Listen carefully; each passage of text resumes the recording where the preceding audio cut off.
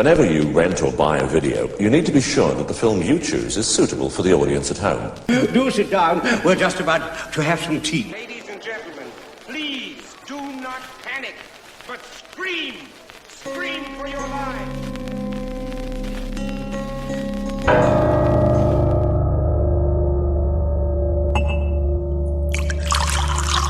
Hail weirdos, the kettle's boiled. Welcome to Tea for Terror, where we take a favourite horror film and dissect it over a nice cup of tea. I'm your host, Andrew Graves, and my guest today has worked out what God is punishing us for. Everything. Welcome, Richard Glover. How you doing? Hello, thank you very much for having me. Thanks, Andy. Yeah, splendid, thank you. I'm looking forward to a nice little chat over a cup of tea. And chew over some macabre dead bodies. Yes. Well, I'll do my best. Me too. Well, have you been busy? What have you been up to? Bits and bobs. Yes, I did. I played a Gestapo Nazi accountant. It's a weird combo, but dreams do come true. Well, of course you did. And so it was just a nice little part in a film called Desperate Journey, that was just a couple of months ago. So I got to go to Hungary, and I was a Gestapo Nazi accountant who likes the ladies of Paris. So I had to go and lecture over some rather beautiful women. Didn't get paid.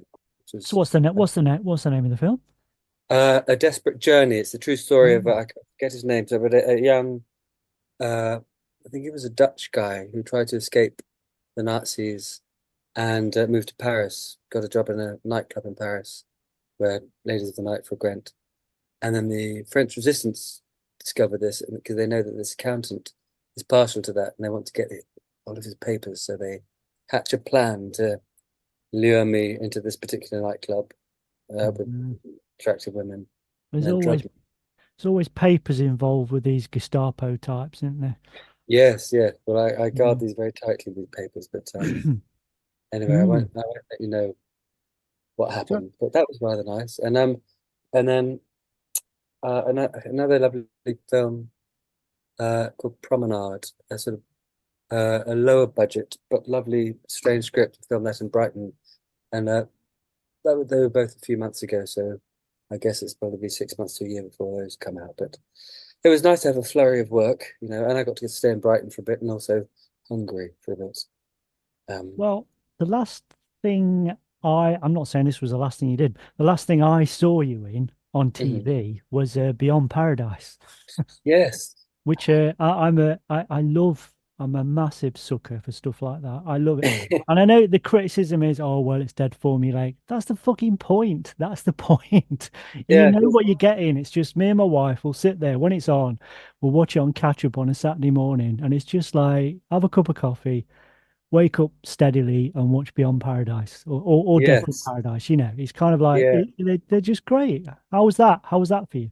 That was wonderful. I described it as a sort of light-hearted, mildly comical detective, story. But that was lovely. That was from this time last year, and I got to stay in. We stayed in Devon, and I was in this lovely hotel. Very, very lucky. But the hotel was full, so they put me in a cottage around the other side of this golf course from the hotel. So I had my own cottage, and they insisted. I have two young children, and they insisted that I stay on 2 weekends. So I'd be filming on Friday and on Monday, and I didn't fight them at all. And they happened to coincide with two sports I love. I got to watch the British Grand Prix in my underpants, and then 2 weeks later, I got to watch all the Wimbledon tennis finals in my underpants, not being disturbed by anyone. And it was wonderful. I love my family, but it was nice. It was nice to be away. Yeah, because I mean, obviously, like Death in Paradise and Beyond Paradise, obviously they are very kind of modern, they're very Agatha Christie, it's kind of got that basis. But I think your episode in particular, Beyond Paradise, was the full kind of Agatha Christie in a way, wasn't it? Kind of the train and the reproduction is all very much so, wasn't it? Yeah, absolutely. And I think someone told me, a mild spoiler alert, but it's the first death or the first murder. I think were they slightly lighter, not Yeah, lighter. I think, yeah, but I mean, obviously, Death in Paradise, there's obviously a death or one or two deaths every week, and yeah, I think Yeah, Beyond Paradise tends to be more kind of burglaries and things like that, or mm, mysteries, So yeah, trail yeah, things. Yeah, yeah. but yeah, that was wonderful to do. They were a lovely cast and crew, and I had a very nice time. Yeah, always nice to So, work as well. so again, obviously, you're constantly working, doing bits and pieces, and all this kind of stuff. Um, but I guess most people that listen to this podcast will probably know you through your connection with Ben Wheatley. You Mm. did obviously, that you were popped up in Happy New Year, Colin Burnstead, and obviously Mhm. Sightseers. And how did you get involved with Ben? Um, the first was Sightseers, but I've been friends with Alice Lowe and Steve Oram, who wrote and starred in Sightseers. For many years, we were part of this sort of comedy sketch network. That there was a whole bunch of us that all became friends doing live gigs for beer in and around London for about 10 years, and so they were part of this lovely extended family that we all garnered for each other. And 5 years previous to the actual filming of Sightseers, they made a short of the idea, and it's basically the caravan scene. And so we all play similar roles. They asked me to do that, which was very lovely. So we just did this short, and then 5 years later, because these things taken Hmm.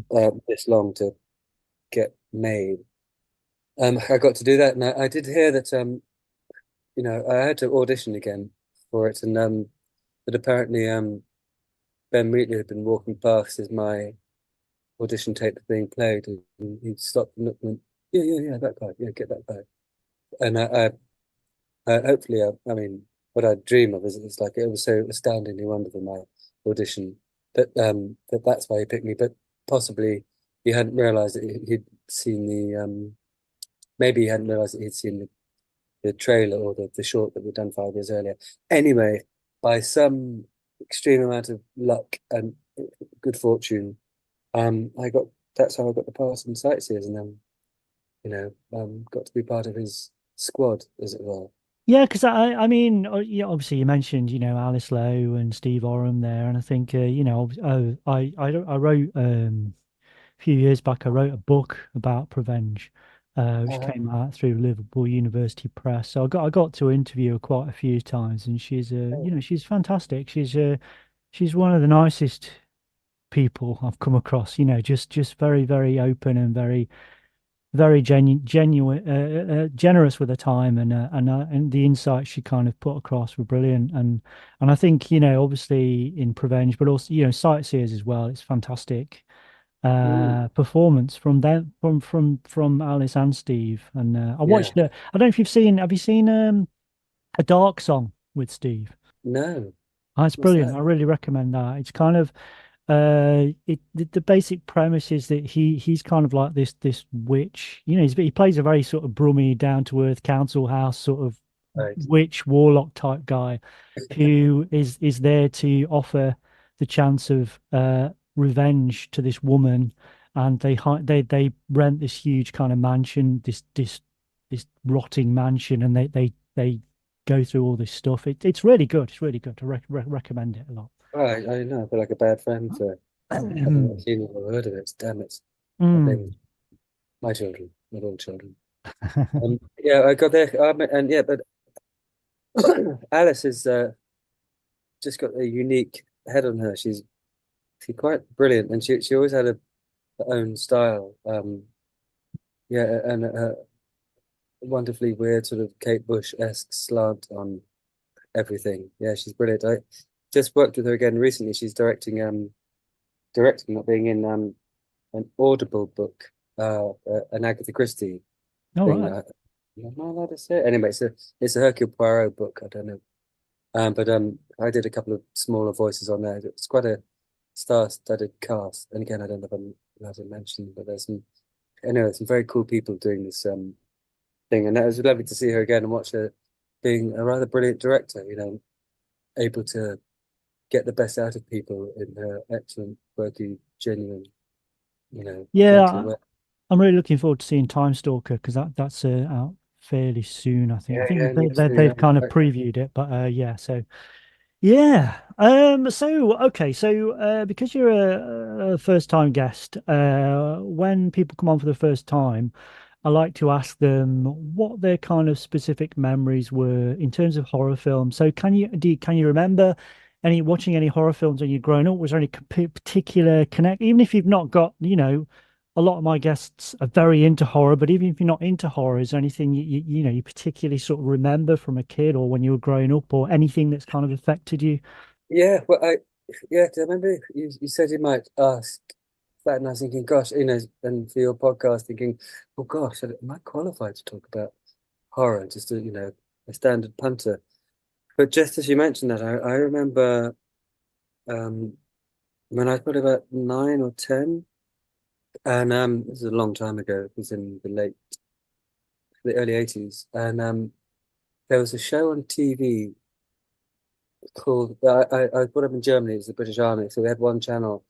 Um, but there's this show called The Nightmare Man, and it was just a British drama, episodic, and it was absolutely terrifying. It gave me absolute nightmares. And the premise was, I think it was on an island, and these people were being found slashed to pieces, and there was a complete mystery. And the only clue you had was every now and again they cut to this POV and this voice going, and creeping up around people's cottages and looking in windows. And the other thing that stood it apart was it was all red. So there's like a red filter on the whole thing, and that I utterly terrified me. It gave me marvelous nightmares. And at the time, I had a torch that it had some slidey buttons. It would be a normal yellow light. You could slide one button and it would make it green, and another one it would make it red. And I was too scared to even put the red on because it reminded me of the Nightmare Man. And I haven't watched it since, uh, just in case, not because it might scare me, but just in case it's sort of so dated. I'm sort of quite happy with the terrifying memories that I've got. I don't want to stub those out by saying that it was badly made. It might not be, but No, but I remember the Nightmare Man it's well, you. and yeah, it was a BBC thing, and yeah, it was. It's again, it's one of my earliest memories. Really, I think I was about maybe 8, something like that, when I watched it, and yeah, I remember watching it with my mum. I think it was on Friday nights or something stupid like that, Mhm. and it was this thing, yeah, and I've not revisited it, but it does. I keep trying to get hold of a copy, but it is, it's still well respected. People really like it. I think Kim Oh, Newman did brilliant. a piece on it the other week talking about it. Yeah, it's still well respected and it still holds up from what I understand. But yeah, I remember absolutely loving it, but being terrified of it as well as a kid. Yeah, Uh, yeah, you know, because I think, as we've discussed many times on this podcast, um, growing up in the 70s and sort of early 80s, I guess, TV shows and people who are making kids programs or programs that we could easily access, they they were out to get us. They were out to traumatize us in some way. yeah, There was something a bit odd about film. I mean, I love it. I love the fact that, but if you think about I mean, The Nightmare Man was obviously an adult thing that I just happened to watch as a kid, yeah, but the stuff yeah, that yeah. they were making for kids was still a bit strange. I remember like Sky and things like that, which was terrifying, Children of the Stones and all that kind of stuff. These were specific children's TV shows which were absolutely terrifying. Remember Nosy Bonk? Yeah. Oh, just not even remotely meant to be horrific. It was a little clip always in some sweet little children's show. He would run around with this terrifying mask with his huge nose, and but just absolutely horrific. The kind of literally the stuff of nightmares for kids. Well, I Um, mean, very misguided. thing like Nosy Bonk. Obviously, Nosy Bonk was in Jigsaw, and kind of How was it Jigsaw had Jigsaw? kind of come out of the whole. There was Vision On before Jigsaw, which then became sort of Take Heart. But because Vision On was kind of aimed at it was kind of children's programming for people with hearing impairments. There's a lot of mime and stuff like that in it, and I think Jigsaw kind of picked it up. So while it had these really good intentions to be inclusive for kids with hearing problems or whatever, because a lot of it was mimed, it it did take on this really creepy resonance, and especially something like Nosy Bonk, yeah, it was an odd time for telly, I think. I loved it, but it was very strange. Another thing that disturbed me was Sapphire and Steel, Oh yeah, you know, yeah, with the yeah, young Anna Lumley, and I just remember one episode where they were stuck sort of claustrophobically inside some house, I think, and there was a bright red dot moving around, which is obviously someone just had a laser, but somehow the bright red dot was utterly terrifying. And I guess, one wants to go, but it was a much simpler time back then. But in a sense, I mean, the Nightmare Man was quite simply done in some way, and it had that thing that Jaws accidentally had, where they didn't show you the shark. That was because they didn't have the shark, and actually yeah, became scarier for it. And the Nightmare Man had a bit of that, and just the weird imagination that that when they couldn't throw CGI at it, they had to just disturb the hell out of us. I was going to say like the Shining. mm. I don't mean to jump forward, but The Shining is a film that I adore and find wonderfully disturbing. Yeah, because again, it's the thing. The reason I like horror and horror films, it's not while I don't I don't mind being entertained by kind of slasher sort of splatter films. That's all good fun, and it's all it's all just bloody and chaos and all that. But the reason I like horror in the first place is because I'm attracted to that kind of concept of the uncanny. And it's kind of the stuff you Mm, don't see. It's the Lovecraft type image, because Lovecraft was great at not putting things on the page. And the best Lovecraft TV or film adaptations are when you don't see stuff, because it's what's in your yes. imagination. And I think The Shining was a great example of that. There is stuff there that you see. You've got the blood and the twins, but it's just inexplicable stuff, where he walks into the room and there's the kind of the guy dressed as a bear, and it's never referred to Yes. ever again, and it's just, what the hell is that? And I know this is not, this is very sort of, this is old ground that's been trodden over before, but I know that Stephen King wasn't a fan of that film version, but as much as I like Stephen King, he's wrong. That film version is fucking ace. It's fucking brilliant. Just Yeah. accept that someone else is going to interpret your work in a different way. And as soon as you sign that contract, it's going to be something else. And it is brilliant. Yeah. It's fucking I mean, that is fantastic. the thing. Yeah, I even heard someone recently saying they thought Jack Nicholson's performance was a bit over the top, but God, I absolutely loved it. He was electric in that, I thought. And I loved seeing the making of it when he was getting into character and jumping up and Yes. down. Yeah. Yeah, it is. Yeah. I mean, obviously, famously, I mean, Shelley was, she didn't have a great time, making that. No. And obviously, she's kind of very reclusive and, yeah, so I again, I've always said, a little bit like Hitchcock. I think, Hitchcock was a brilliant director. Kubrick was a great director, not brilliant human beings, I think, Yeah. you know, Yeah, that is always it's a tricky one, isn't it?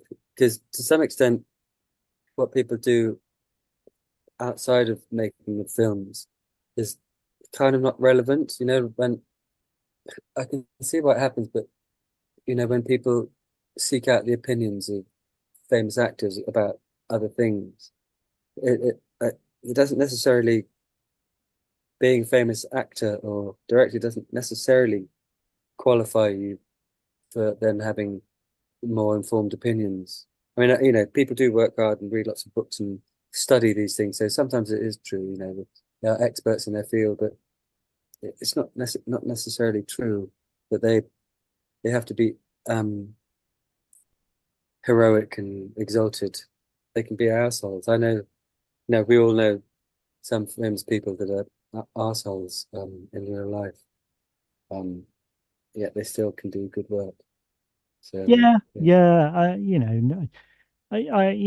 Same as I think it's where you draw the line in the sand. It's whether someone like Polanski, for instance, no one's going to ever say to me that, his version of Macbeth or Rosemary's Baby aren't just genius pieces of work, because they are. But I'm not going to. I'm not going to invest in any of his films now. But fortunately for me, he's not made anything decent for the last 40 years. So that's yeah, fine.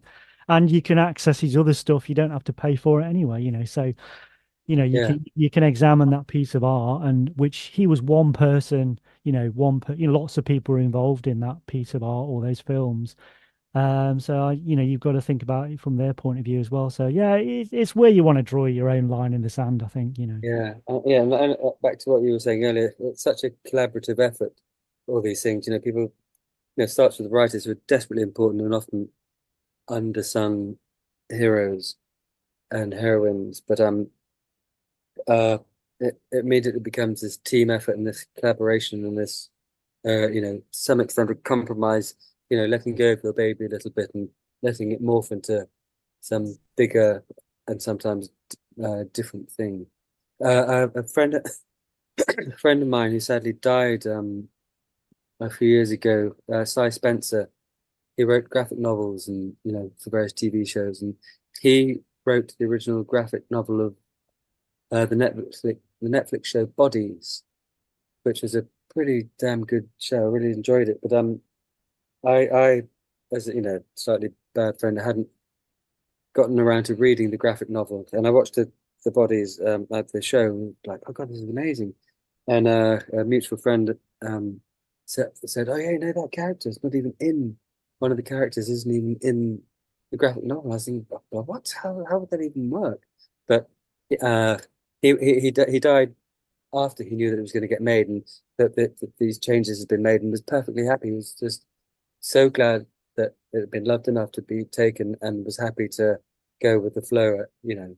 Imagine if they decided to completely murder it, he'd have been angry. But mostly he had that quite good malleable attitude to, go with the flow. Then he died. Yeah.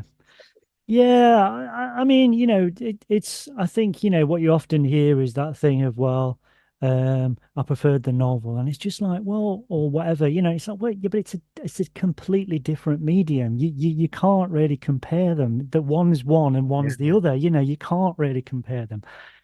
It's a completely different way of working. It's a completely different way of conveying an idea. So you just have Yeah, to not do that, really. yeah, yeah. So, Quite often there's things in the books you just couldn't get in, like in Lord of the Rings. There's a yeah. book's not in the beginning with old Tom Bombadil, that doesn't feature in it, and they're already, it's already 3 films long. But yeah, so stuff you And just can't get it it all. was the best decision. Well, it would have been awful because, Yeah. for me, I mean, I like Tolkien's books, but fucking hell, there's a lot of fucking singing in them, you know. It was. I'm sort of glad that they kept the smoking in. Not I've given up smoking a few years ago, but still they smoke a pipe, and I quite like. I don't want to overly sterilize the earth into just nice things. But yeah, they can keep the songs. Yeah, get rid of them. Yeah. Okay, I think it's about time to introduce the film we're going to be talking about today. So, ordinarily, I have people on this podcast, and some might be directors, they might be actors, they might be writers or whatever, or have some connection to horror films. But they usually talk about a film they've not been in that they admire. But today we're going to do something different. So we're going to talk about A Field in England, directed by Ben Wheatley from 2013. And it's especially good because Richard, who is sitting in front of me at the minute, was in it. Whitehead! I know you're there! Do not concern yourself with bravery and I, Whitehead. 'Tis sufficient. think I have worked out what God is punishing us for. Everything.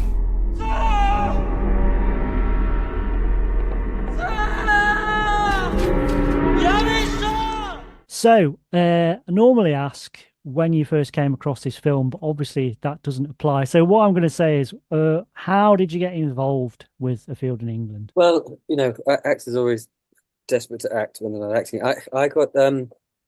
I was in a park with my nephews, and I got a phone call from Claire Jones, who had been one of the producers on Sightseers, one of Ben Wheatley's gang, and she phoned me up out of the blue and said, "Hey, what are you doing in September?" I think it's September.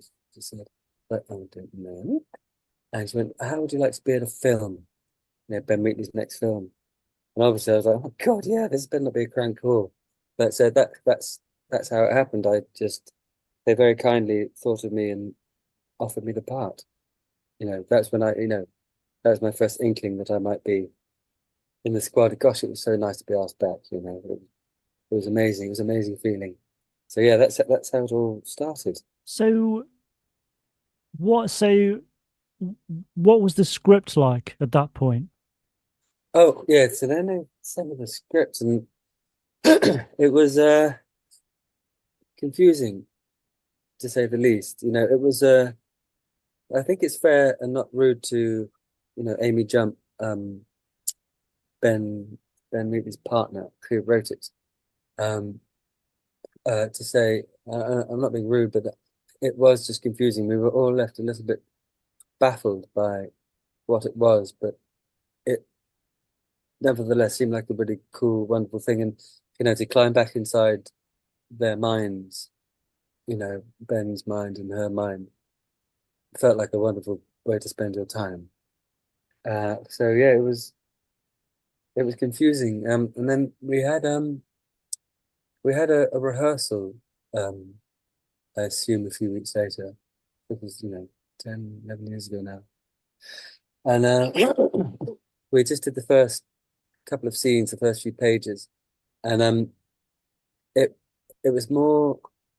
Ben said later to because we were sort of fumbling in the dark with it a bit. It was more for us to just all get to know each other a bit. Just there's more of an exercise in that rather than getting the thing on its feet. So we didn't rehearse the whole thing, and often you don't get any rehearsal with things. So to even get a bit to have it, we had a sort of a good a bunch of hours one morning lunchtime just to get it started. That was pretty cool, but nevertheless, we were still a bit confused even then. And then when we filmed it in chronological order. Got terribly lucky with the weather because it was just filmed in one field, pretty much. There was, one or two tiny bits at the beginning in another field, but it was filmed all in one field. And it could have, slashed down with rain and become a bog. And there were strict rules about getting kit onto, you know, kit onto the field, and not. They had specific, very thin paths that all people could walk up and down, just to keep all those lovely grasses, blowing in the wind. And but yeah, so we. I remember it rained for a little bit, as there's a scene where we're all eating this disgusting food. It drizzled then the sun would come out and shimmer, and yeah, gosh, yeah, over that, I think it was 13 days, maybe it was quicker. And as we were filming, yeah, sorry, go on. No, I was just going to say, so just to go back to script a second. So Yeah, because obviously the dialogue is spot on, I think it's brilliantly done. But in terms of what was being described, I mean, was that very explicit, or was that kind of just was with some of those effects and ideas, were they put in sort of post production? Were that because, or was it kind of, they take some mushrooms and everything goes nuts? Was it that kind of vagueness, or was it very clear? I mean, we stuck to the script. In Sightseers, Ben would film a couple of times, and then he would say, "Okay, we'll go again." Now just go off script a little bit. Just be a bit loosey with it. Don't go crazy. Don't rewrite it in your head, but just sort of go off script, and we do that, and then we go back on script again. Go off script, and sometimes you get good stuff, but also I think it was his good technique of making you a bit more relaxed, with these rigid words, and that wasn't quite possible with we. I think we tried it a couple of times with Field in England, but that wasn't possible because the it was in slightly old speak, and so if we were ad lib, we'd end up saying modern things. So we actually had to stick fairly strictly to the script, but it seemed to sort of just evolve quite nicely, even though we were slightly confused and bemused by it. I mean, the film is a wonderful head. Can I swear? I don't want Yeah, to yeah, swear. yeah, yeah, yeah. Swear, Yeah, swear but like a it's quite trooper. a head fuck. And but it evolved as the script was evolving, and as we filmed it, it would become a bit clearer. And oh god, wow, that's fascinating. And it was becoming clear as we did it, which is an interesting thing. The fact that we did film it chronologically meant that could happen because often these, you don't film chronologically just for logistical reasons. But so that was quite fascinating to have it, you know, peeled away in front of our eyes and become a bit more clear about what was going on. Um, yeah, but I think it wasn't a sort of just do what you like and pretend you're on mushrooms.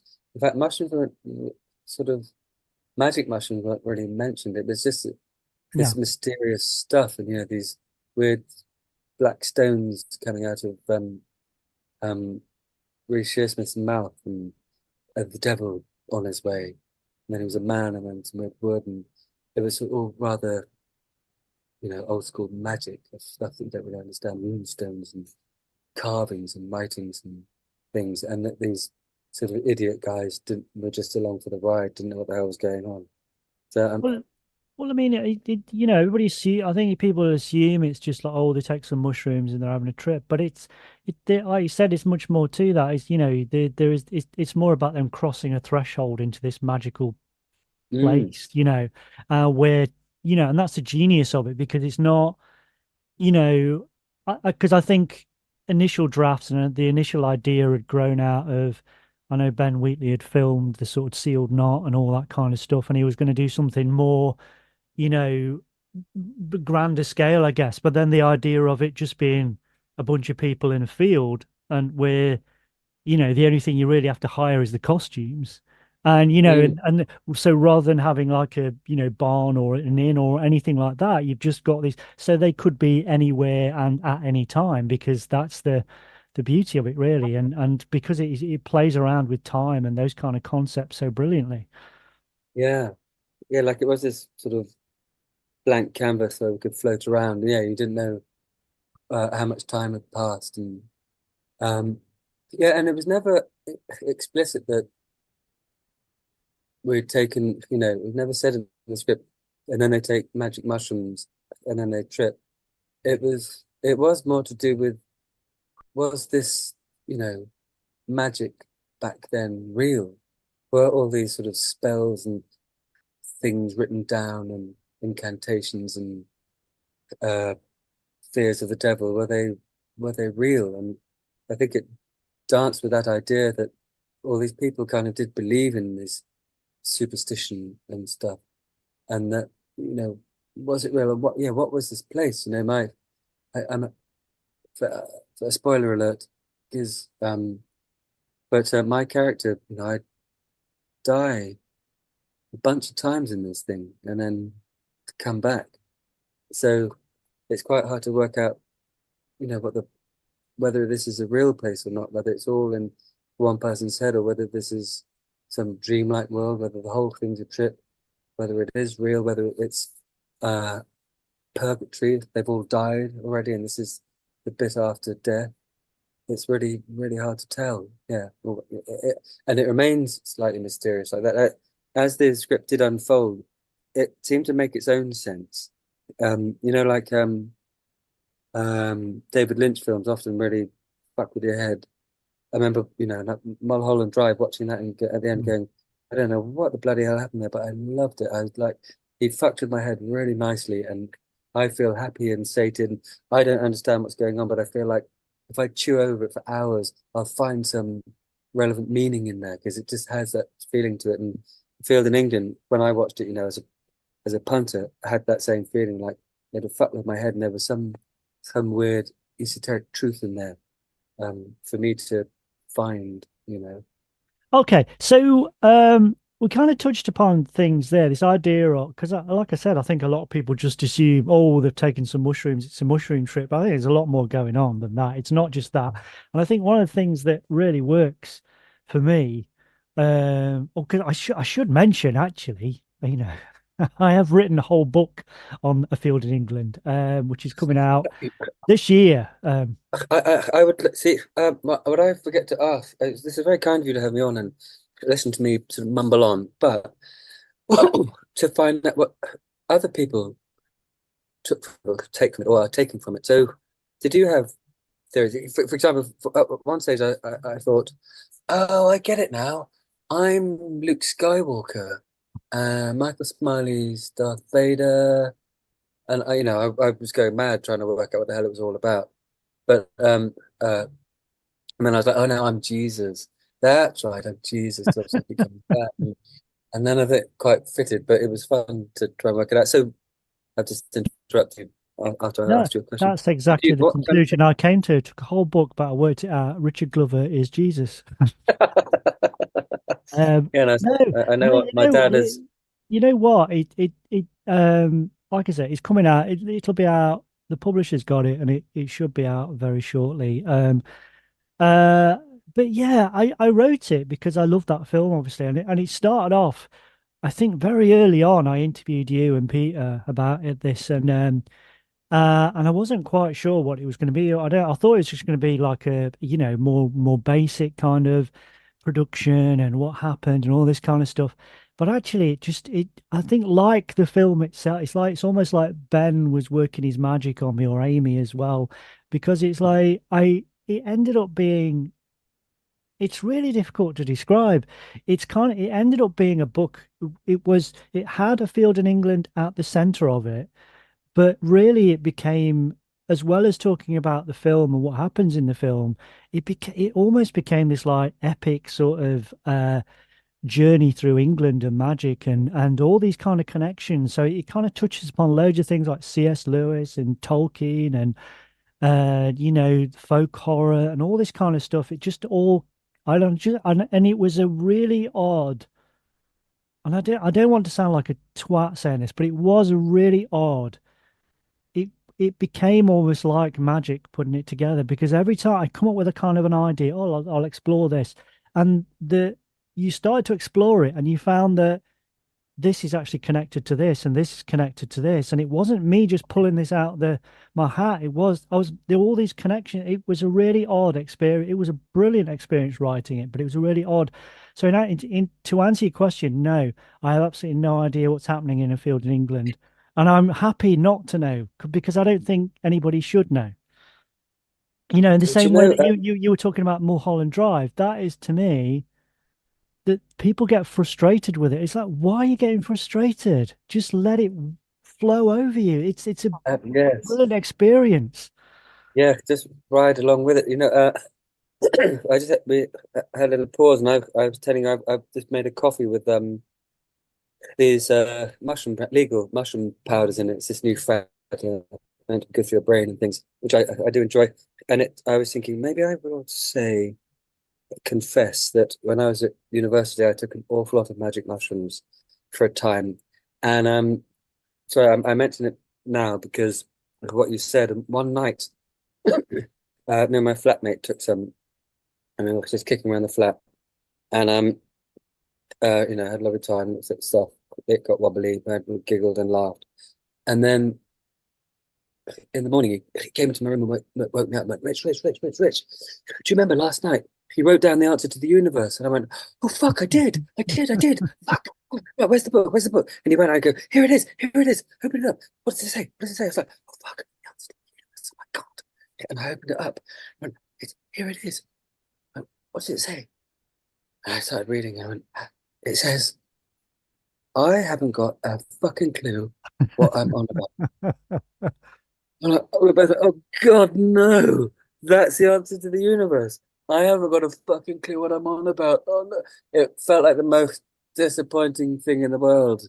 And but actually it's probably the most accurate thing. You know that getting to the conclusion that I don't know and you exploring what it's about and just finding another hole to go down. I don't want to say wormhole, that seems negative, but it's a new spiral to swirl into, and you go on and on and on, and everything's related to everything else. Not to sound like too much of a hippie, it's all relative, man. But that was in and of itself, the journey's the thing, the doing the thing rather than the goal.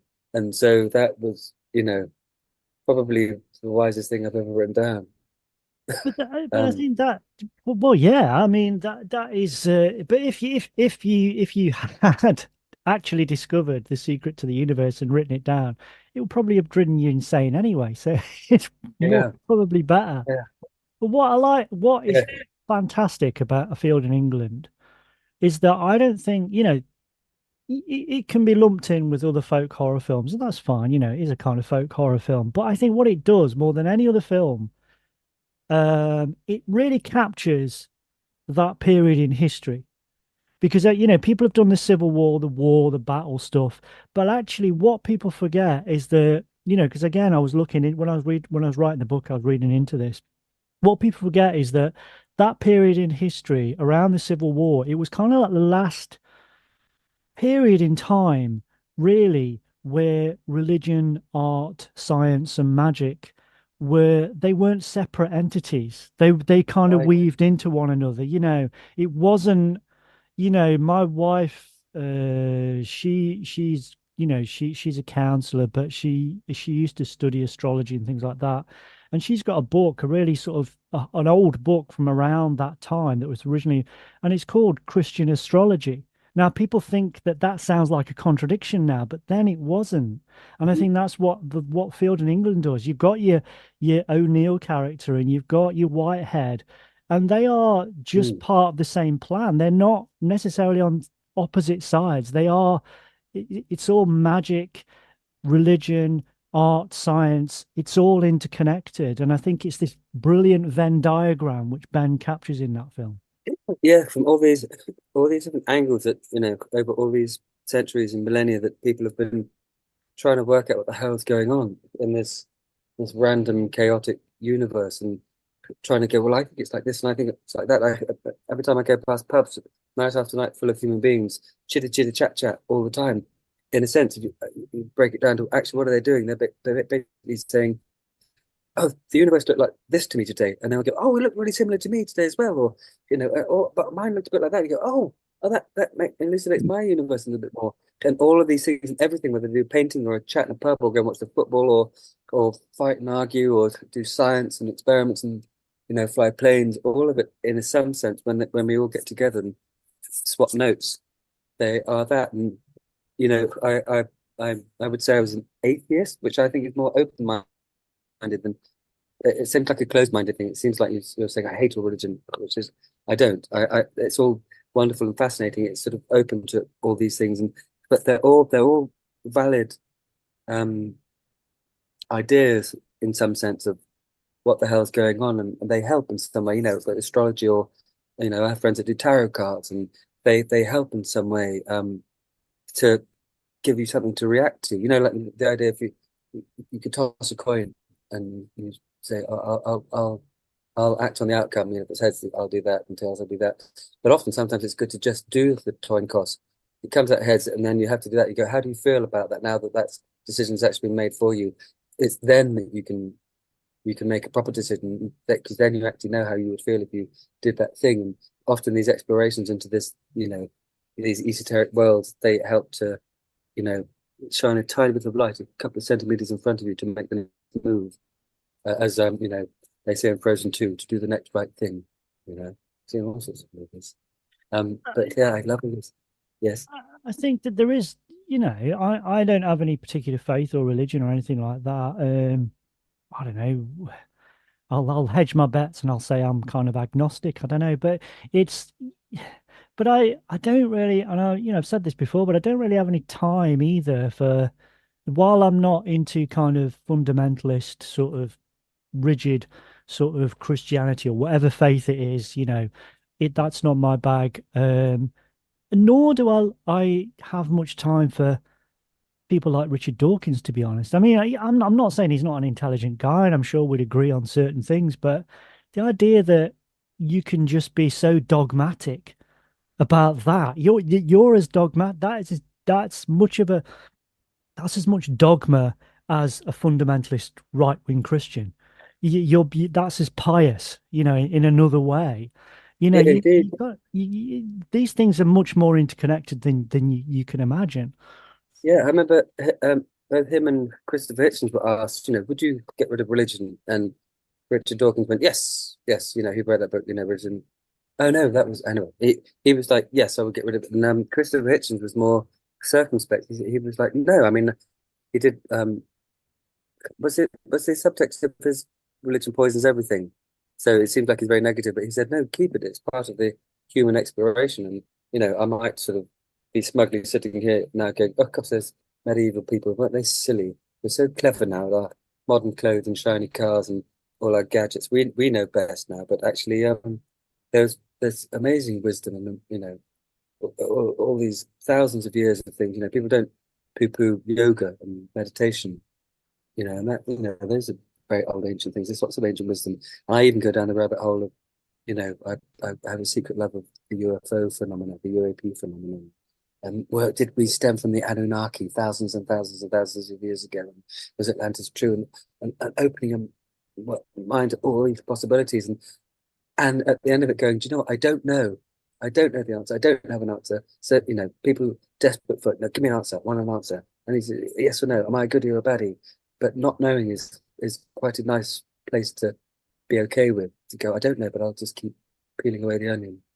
Yeah, I subscribed to, 14 times for years and as a kid I loved the kind of unexplained magazines and Arthur C. Clarke and all of that kind of stuff. And a little bit later on when I got a little bit older, I was massively into sort of Graham Hancock and it's like you say, it's not about saying, oh, I'm gonna throw all of my beliefs into this. It's just I know that a lot of it is probably nonsense, but it's fascinating. How can you not be fascinated by that, particularly when you're a kid? How are you not going to watch Arthur C. Clarke's Mysterious World on a Monday night or whenever it was on and not be absolutely transfixed? It doesn't mean you have to be a conspiracy theorist or what have you, or a tin hat wearing, tin foil wearing idiot. Well, you can be aware of that and be fascinated by it. I don't know. Yeah, I can't say, oh, Bigfoot definitely exists, but I fucking hope it does. It'd be yeah, that's the amazing. thing. Who's sitting Yeah, here thinking, well, obviously it doesn't exist and it's never going to exist. How fucking boring do you have to be to sit there like that? I yeah, want it to exist. I want someone to find a absolutely. fucking Bigfoot.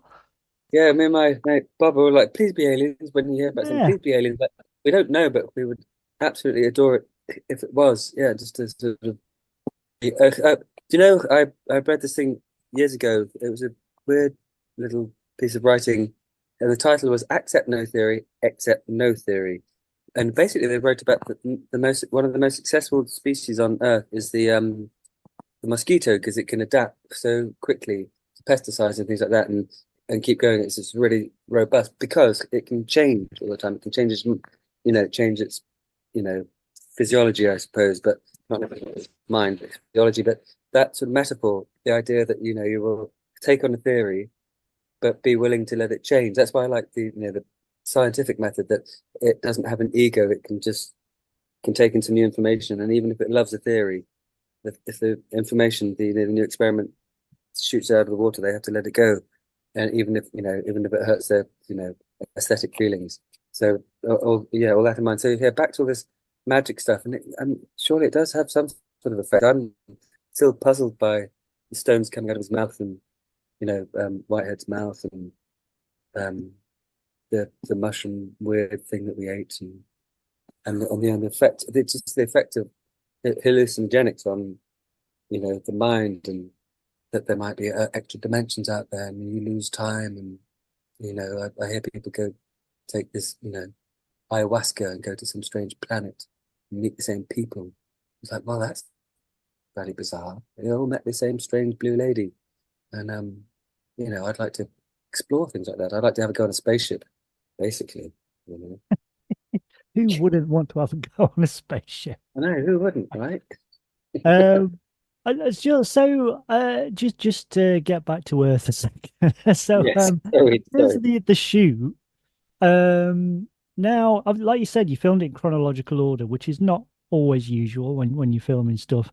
But obviously, I think that probably helped in terms of what you were expected to do because it was filmed in chronological order. You had the setup of the original sort of gang, and then Mm, O'Neill arrives later. So it's almost like you had this when you're wait, when you were waiting for Michael Smiley to turn up as O'Neill, it was almost like I think it was Peter that described it. Like he was saying, it was like we were told the devil was on his way tomorrow, and he was kind of this build up. oh, absolutely. And I'd not met Michael Smiley before, and I confess I hadn't seen much of enough of Spaced, but they kept mentioning this guy was coming, Michael Smiley, and he's amazing. And he was playing the devil, and oh my God, I can't wait for Michael Smiley to come. And the tension was building up, you know, as the days approached for him to arrive, and he didn't disappoint. He's such a charismatic dude, and it was amazing. It really, really helped. Like, the hell's going on? When's this guy coming? What's it going to be like? And yeah, and then when he arrives and he's got that sort of charismatic way of about him, and yeah, he's amazing, and he's such a larger than life character in a completely and utterly unpretentious way. He's a pretty amazing dude, really. Yeah, so that really worked in our favor, and I guess also because it was a slightly disparate gang in the film, we were a slightly disparate gang in real life, getting to know each other as the days unfolded, and maybe that helps, you know, in our relationships with each other, get to know each other. Well, I know, because when I spoke to Peter Ferdinando, I mean, I think he's calmed down a little bit, but I think at the time he was very, very method, wasn't he? To the point where he told me he was because obviously he's playing um this character Jacob, who is, the kind of character you'd expect to have just fallen out of the Civil War. He's in a bad mood. He's riddled with syphilis and God knows what else. He's he's hungry. He wants to get pissed.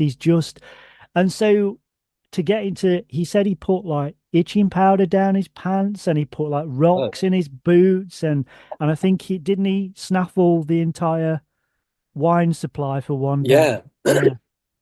Yeah. The there's one scene I think we've been drinking. No, not drinking. Listen to me. We've been digging a hole, and he it kind of insisted that we actually dig the hole ourselves. We did dig most of it, and then well, we dug a whole bunch, and it did help. You know, I'm not a method actor as such. He he definitely is, and but then you know we had the scene, and we had to sit there and go. In the line is what this party lacks is something of a good woman. You know, the presence of a good woman, and he's speaking this thing, and he said to this poor runner girl, um, can you get me can you put some real wine in there? Because he had what I'd been at. She was like, I don't know, I don't think I'm supposed to. Like, go on, now, I'll be fine, be fine. Go on, just ring it up. And kind of, you know, eventually she caved in and gave him a huge flagon of wine. And, you know, doing a bunch of take. He was sculling this bloody thing, and it did give him an amazing delivery of that line. It was bloody brilliant. But then and it's about 10 in the morning. Then he was wankered, and we were doing another scene, a fairly quiet scene, uh, in a similar area in the field, and it was going on. And halfway through the take, there was this, oh yeah, like cut.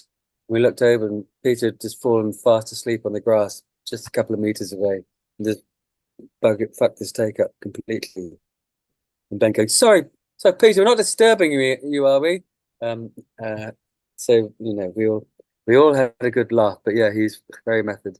And also, we did have to have a fight one afternoon in the pit, and so all morning he was being a bit boisterous with me, and you know, I like a laugh and I like a bit of rough and tumble, but at times people were coming up to me going, "Oh, I'm actually okay," because it looked like he was actually trying to pick a jovial fight with me, and so they very politely sort of kept us apart. I think partly for my, I didn't entirely mind, but it was mildly off-putting. But I I will add, I bloody love Peter Ferdinando. He's an excellent human being, and he was brilliant in that, absolutely. So I enjoyed the whole damn Yeah, thing, even rough and tumble. yeah, he's Mm. it. Yeah, I spoke to it. He's lovely. He's really again, he's very very generous with his time, and yeah, and I think he was the first one to sort of say I might have gone a little bit too far on that shoot. I mean, it is madness. I have But it forgotten that he put works. I mean, I'm pitching not further saying down his I'm not an actor, but I'm sure if I was an actor, it might have pissed me off at the time. But in terms of what Ben was able to capture from that, Yeah, because the diet, the key to that film has got to be, as with lots of other films, but I think with that in particular, because it's such a tight knit, the dialogue's got to really cook, hasn't it? It's not, but in a way that still sounds very believable. And Amy's dialogue is absolutely spot on. I think, mm, I think your character in particular has some really nice lines. The one I said at the beginning where, now I know what we should be afraid of, everything, and and all what this God is kind of punishing stuff. us for. Yeah, and I think your character kind almost acts like I don't mean this in an over top way, but it's almost like the jester. He's there to sort of pop up and sort of remind people to sort of undercut people. There's certain scenes where he undercuts O'Neill and other characters, and he's just because he's this kind of more simple sort of peasant character, and he's seen life for what it is. But I love Yeah, there's some brilliant scenes with Reece Shearsmith and Peter Fernando, where Reece Shearsmith is basically reeling off the amount of ailments he's got. It's fantastic. yeah, He picks, I can't remember what it is now, but he picks one thing. It's like, yeah, that's one thing at the moment you don't currently have, but you pretty much got everything else. yeah. Say ah. Cough.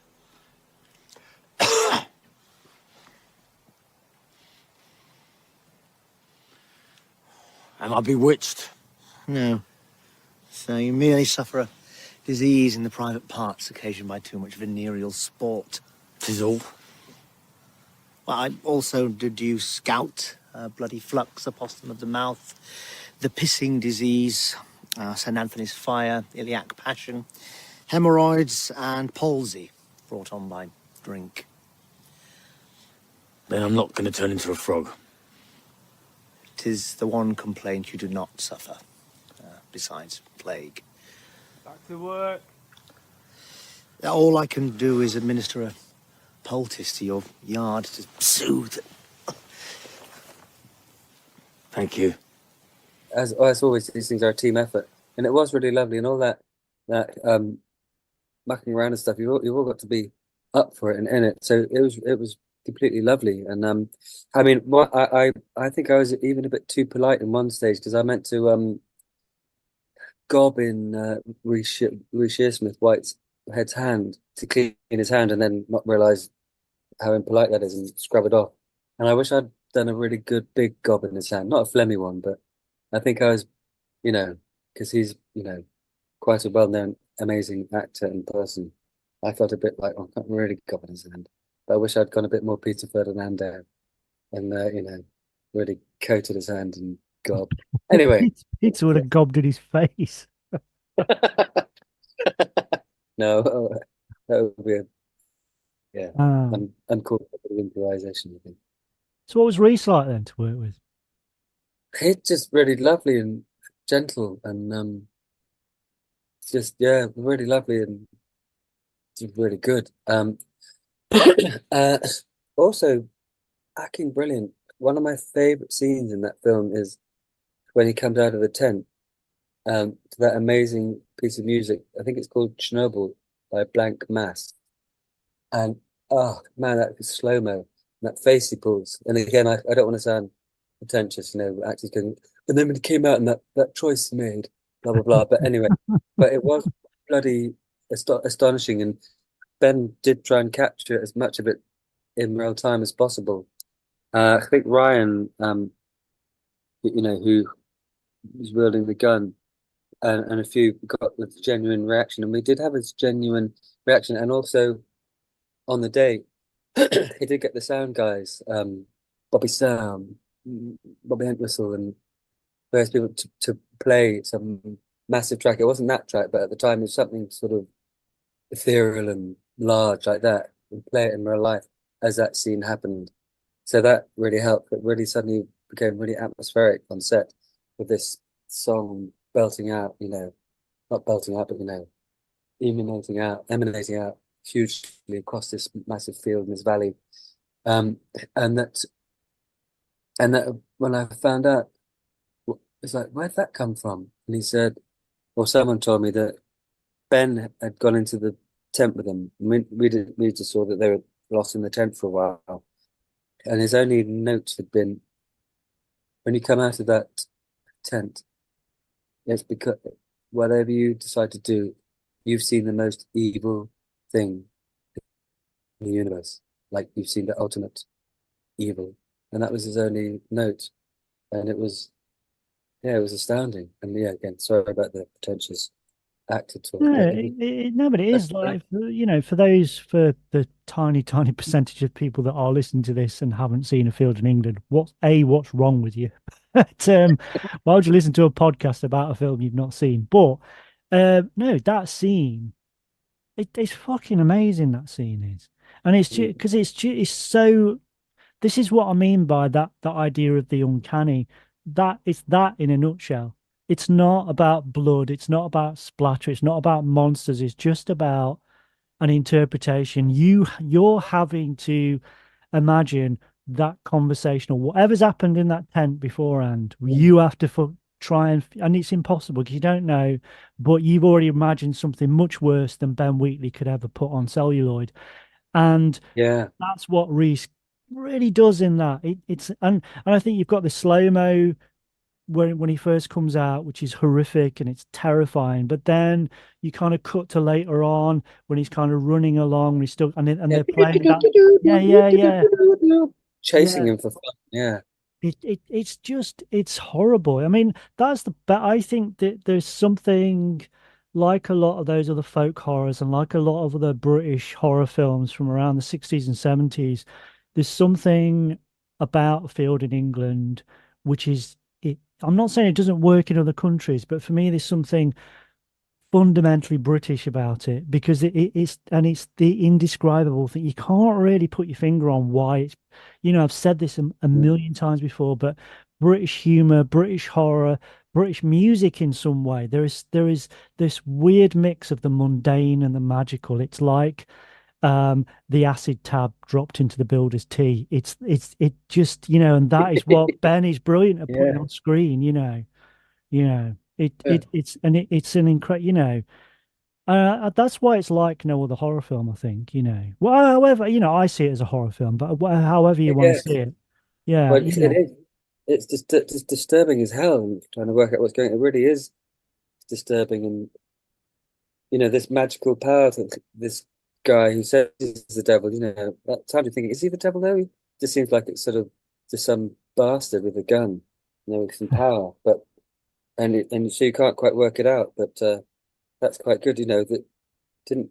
I mean, he is a bastard in it, but they know also charming. But and there's some quote about the devil. The devil does his bad works by seeming to do good, you know, being the charming, sort of nice person. yes, yes. It's not that route one sort of, I'm the bad man. Was our I'm whole gonna the put whole you idea of to death. oh, I'm sort of misquoting, but it's the whole idea that the best work the devil ever did was convincing you he didn't exist. You know, it's that kind of, Oh, that's you a know, Killer Kaiser Soze thing, isn't it? Yeah. yeah, yeah. Yes, Yeah. yes, exactly. Yeah, yeah, yeah. Um, So, any last thoughts on a field in England? um, well, I look forward to a field in England too. Um,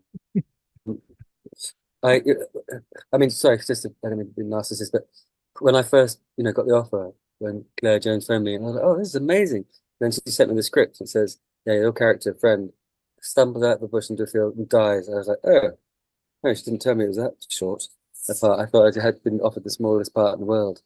But luckily, I was like, "Oh, he comes back to life. Oh, good. I will keep reading." So that was a roller coaster of emotion. But no, it was just the loveliest experience. It really was. The crew was wonderful. We did all muck around in the field. There were talks originally of us actual living in the field, crew and cast aside, living in tents in the field. I don't know if that was secretly Peter Ferdinando's idea, but luckily that got canned, and we stayed in a nice little hotel around the corner where they had a bar and we could booze. Not all of us boozing, and not boozing all the time. And lots of us were very professional half the time. But it was the most wonderful experience. I love it, and I love that it's still alive and thought of now, and that I'm talking to you now about it is a really wonderful thing. That you've written a book about it. I'm very lucky to have been a part of it. No, have you got is there anything you'd like to plug? Anything you got coming up you'd like people to know about? Um, Not really.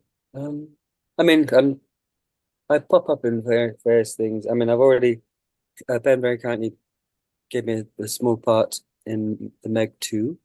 That was very nice. And then also I did a little part in his TV zombie series, which I haven't seen. I think is it called Gen Z? I All right, apologize for yeah, not yeah, knowing the yeah. name. But odds and sods like that. And then in these two films, Promenade, that might be a working title, I don't know what it's going to be called.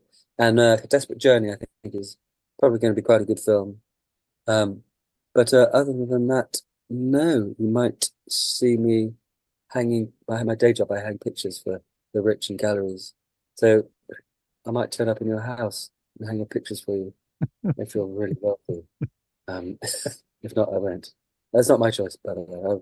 If you're poor and you need your pictures hung, just give me a call. I'll see what I can do. But You've no, nothing. heard I'm it just here very pleased. first. Picture hanging. Yeah. Yeah. Okay. So, yeah, I just need to. So, now for some reason, which is great, the last episode of Tea for Terror, got about 5 to 6 times more listeners than we've ever had before, which is great. So I just wanted to say thank you for everybody that's kind of tuning in to listen to Tea for Terror. And if the first time you listened was the last podcast, thanks. And thanks to all the new listeners. If you could do us a favor and just like and subscribe wherever it is you listen to your podcasts. If you could particularly subscribe to our YouTube channel, that would be brilliant. And if you can write us a nice review, that would be fantastic as well. All of these things help us to keep Tea for Terror going and help us to do brilliant episodes like this with fantastic guests like Richard Glover. So it just remains for me to say thanks again, Richard. Seriously, genuinely thank you for coming on and spending the time to talk about field in England. It's been a real Very much. pleasure to have you. Thank you. I'd love to talk to you. Absolutely. Yeah. Anytime. Thank you. So remember to call round next time. Make yourself at home. You look like you're dying for a nice cup of tea for terror. And remember, my friend, future events such as these will affect you in the future.